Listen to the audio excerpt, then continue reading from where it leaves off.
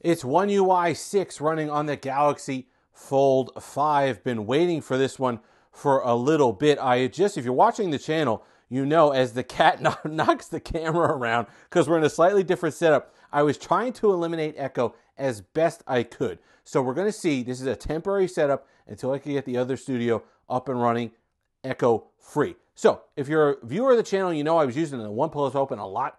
I love the hardware. I love the form factor. I wish Samsung would take some of those things and take some notes for the Fold 6 when it comes out later next year. However, if there were a criticism I had of the OnePlus Open, it is the software. Multitasking is great.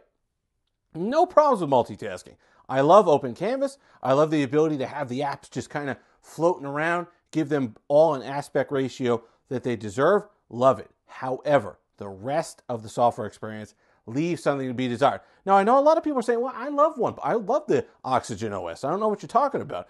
I happen to notice differences. I happen to notice little glitches and hiccups and things that don't happen on One UI that happen on Oxygen OS. So, One UI 6, let's talk about it. Biggest change, or one of the biggest changes to me, aesthetically, is what you can see here in front of you. The quick panel, notification shade, all been updated, much needed. If there were notifications here, which of course, timing there's not, you would see there's a bit more separation between them. You could see that in my Galaxy A54 video, the differences there, which I like. It just kind of separates them out into their own little panels, which is definitely helpful. Then you could see this broken down, give it a little bit more separation. Aesthetically, it looks nice. Font changes throughout the system, which I happen to like as well, but that's going to be a personal choice. Then you've got the camera stuff, which was, I think, one of the bigger upgrades. You've got video and you got studio, so you could do video editing, which is really great on something like a Fold 5, even if you're not recording the video on device. It's nice if you run a YouTube channel, if you're in between studios or places, you're on the road, there's different things you could do, edit video, and you could take advantage of the large display. But let's go into the camera app real quick. I had it on video. Let's turn it over to photo. You can see they cleaned up aesthetically the top. That's pretty standard across One UI 6. Makes it a lot easier to get to your toggles here and change things that you want. But the one thing that I really like that they did is they added, you know, you had camera assisted before. Shutter speed has always been a disaster for the Samsung products. So you had camera assistant, you download it in the Galaxy Store, and then you kind of change the shutter speed or prioritize shutter speed over quality and optimization and that stuff. Now they've integrated that all into just the base camera app itself. You can see advanced intelligent options. You go here and you've got the selection. Maximum quality, medium, and then minimum for taking faster images. You're catching something your cat is doing or your child or something like that. You could go ahead and put that in and kind of limit the processing portion of it and get that photo taken, which is great. It's a major improvement. I hated having to have two apps. I hated having to mess with it in the first place. So it's good to see Samsung kind of combine those things into one app. Also, on the camera side, we had the widget stuff. You could go ahead. I've shown that on other videos before. Basically, you put a widget here that launches the camera app. But the cool thing is, well, let's go ahead. Well, I'll show the settings. I won't actually add the widget, but we'll show the settings. Custom camera right here. You can see you could turn on, and when you hit the widget, you could go to rear photo, you go to rear video, you could go to selfie portrait mode in the front, so it's great. So if you don't want to open up your camera app, you got a selfie you want to take real quick, you don't want to open up your camera app and fumble through the settings, you could go ahead and hit that toggle, hit that widget, and it'll bring you right to that, ready to take that photo, which is a big advantage. Really nice stuff. Overall, the most important stuff as we talk about when you're dealing with a big, major upgrade of Android, how does it perform? How's battery life? Well, performance has been great. Didn't really doubt that from the beginning, and you're really getting a lot of the performance that you've been expecting of the Snapdragon 8 Gen 2, but the battery life is held as well. This isn't a bit off the charger for 2 days now because I haven't had my setup yet. 59%, no issues.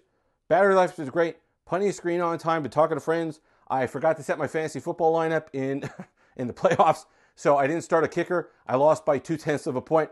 Disappointing, to say the least, but I was keeping track of that, hoping that Dak Prescott could be a little less useless on yesterday's game and give me a couple more points there so I could advance. But neither here nor there. Working well, running well, battery life, no issues whatsoever. Really, really liking the enhancements. There's a lot of other security stuff and other things that they updated. But the bottom line is that the Samsung software is maintaining its dominance, I think, and it's making up for a lot of things. I wish it didn't have to make up for hardware stuff versus the OnePlus Open. I really wish it didn't, but it does, and it works, I think, better. So I used a lot of the OnePlus Open.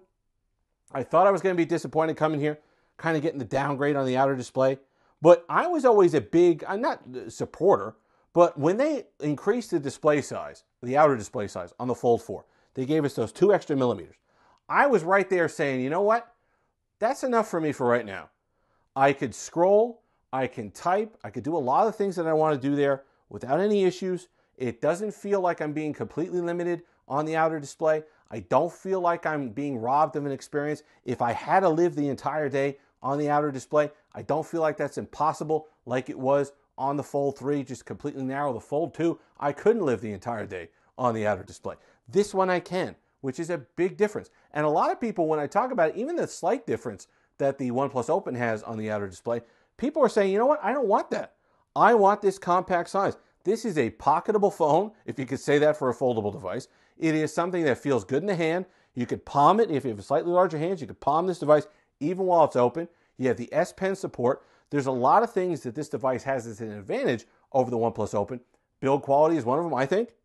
The OnePlus Open has been fine for me so far, but other people have issues. This one I dropped, was at a heart attack.